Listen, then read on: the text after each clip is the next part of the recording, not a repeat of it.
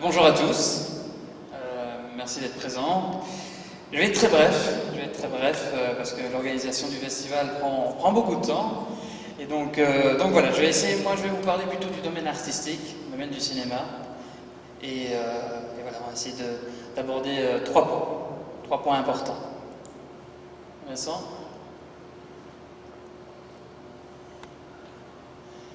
Donc les a priori et les conséquences, le drone dans le cinéma, ça a pris du temps. Même si la Belgique est pionnière dans le domaine, avec Flying Cam en 1988 qui a eu l'audace de mettre une caméra 35 mm sur un hélicoptère radiocommandé.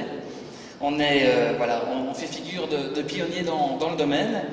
Et ce monsieur Prévinaire a exporté la technologie belge à Hollywood. Il faut savoir que les images d'Harry Potter, de James Bond et de tous les films grand budget qu'on connaît du cinéma américain ont été faites par un Belge, ce Belge est Emmanuel Prévinaire. Mais cette Flying Cam, malheureusement, est très onéreuse. Et ce qui fait que les petites productions, les productions à plus faible moyen, ne pouvaient pas se permettre justement cette technologie. Et donc ça a pris du temps à apparaître, à apparaître dans les premières images cinématographiques. Donc il faut savoir que ici en Belgique, les chefs opérateurs avaient quand même quelques a priori. Ils s'imaginaient que à part la fameuse Flying Cam, les drones ne pouvaient embarquer qu'une caméra GoPro, une caméra qui était grand public et qui ne pouvait offrir que des images en fisheye, donc des images totalement déformées, des images qui tremblent. Et ces a priori sont restés. Mais la technologie, même si c'était le cas il y a une dizaine d'années, a continué à évoluer. Et les drones, à l'heure actuelle, embarquent toutes les caméras du cinéma moderne, c'est-à-dire Alexa, Red, et on peut même faire de la 3D avec un drone. Et donc voilà, ça a mis du temps à se démocratiser, parce que maintenant, dans le cinéma, les tarifs varient entre 3800 et pratiquement 5000 € pour pouvoir faire une journée de tournage avec ce genre de caméra-là, parce que ce qui dit tournage avec ce genre de caméra-là, c'est on n'a pas juste un simple opérateur, on est minimum 3 personnes pour pouvoir s'occuper du drone. Donc on a un assistant caméra.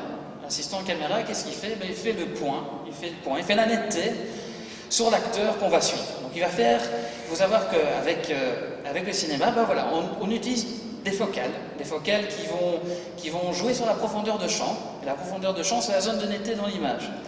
Et donc il faut pouvoir suivre nos acteurs pour qu'ils soient nets du début jusqu'à la fin. Donc on a un assistant caméra qui va s'occuper de toute la gestion de la caméra sur la nacelle du drone.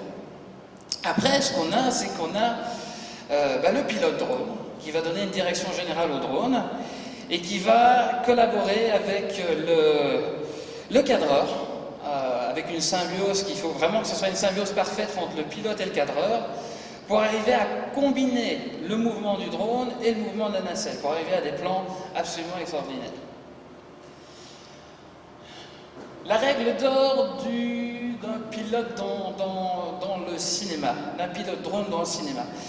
Il faut savoir que quand on pilote dans des endroits un peu comme à Saint-Hubert, des endroits un peu perdus au bout de la planète, il est très probable que vous perdez toutes vos assistances GPS et satellites qui nous permettent de maîtriser plus facilement un drone. Et donc il faut savoir piloter en manuel. Et ça, c'est une règle d'or. À partir du moment où on fait du cinéma, on va devoir approcher des acteurs, même si ça reste interdit de survoler du public. Le cinéma est connu pour braver tous les interdits, et donc ça va arriver. Automatiquement, dans le cinéma, on survole des acteurs, on fait une proximité avec ces personnes-là, et donc automatiquement, il faut pouvoir maîtriser son drone dans toutes circonstances. Et si on se retrouve avec le drone au-dessus de notre actrice, moi je me suis D'ailleurs, je viens de terminer un doc-fiction sur le travail de débardage cheval de travers de nez, et on avait aussi un plan à Oufalis, si je ne me trompe pas, où mon actrice était sur un rocher qui surplombait la vallée. Et donc, automatiquement, il fallait un pilote qui soit apte à pouvoir récupérer le drone dans toutes circonstances, parce que là, dans cette situation-là, on a perdu toutes les assistances, et c'est le vrai pilote qui arrivait à maîtriser son drone, à faire le plan et à revenir comme s'il ne s'était rien passé, même si toutes les assistances avaient sauté. Et voilà, on a, si tu peux remonter, Vincent, le langage des focales. Depuis qu'il y a l'apparition des drones dans le grand public et dans même le cinéma et un peu partout dans l'événementiel, dans le documentaire, on a l'impression que tout le langage du cinéma il a disparu. On a l'impression qu'on fait tout au 12 mm, que tout est grand angle, que tout est large, et qu'on a l'impression d'avoir vraiment perdu, disons, une centaine d'années qu'on constituait le langage du cinéma qu'on connaît actuellement. Et même si voilà, on utilise un drone, ce langage se transpose sur un drone. Ça veut dire qu'on va utiliser différentes focales. On ne va pas se limiter aux 12 mm Olympus que je vois sur des GH4 de tous côtés. On va essayer de mettre un 50 mm. Par exemple, on va essayer de jouer avec la profondeur, avec l'avant-plan, avec l'arrière-plan. C'est un véritable élément narratif. Et la narration, elle est portée aussi par le langage des focales. Et est-ce qu'on a trop tendance à faire? Mais bon, comme je disais avec Michel, ça dépend vraiment du secteur d'action. Si, bon, voilà, on veut faire un clip promotionnel d'une entreprise, ou on veut faire du cinéma, qui dit cinéma dit langage, eh ben, voilà, disons que ce n'est pas la même configuration. Ce n'est pas le même objectif. Mais à partir du moment qu'on veut raconter une histoire, qu'on veut raconter quelque chose et qu'on veut transporter le spectateur vers notre idée, vers l'idée du réalisateur, eh bien, rien à faire. Il faut que ce langage des focales se retrouve. Quand je dis focale, c'est objectif. Hein, s'il y en avait qui ne le savaient pas dans les spectateurs. Et donc voilà, il faut que ce langage se retrouve sur le drone pour arriver à porter plus loin la narration et apporter plus loin tous vos projets.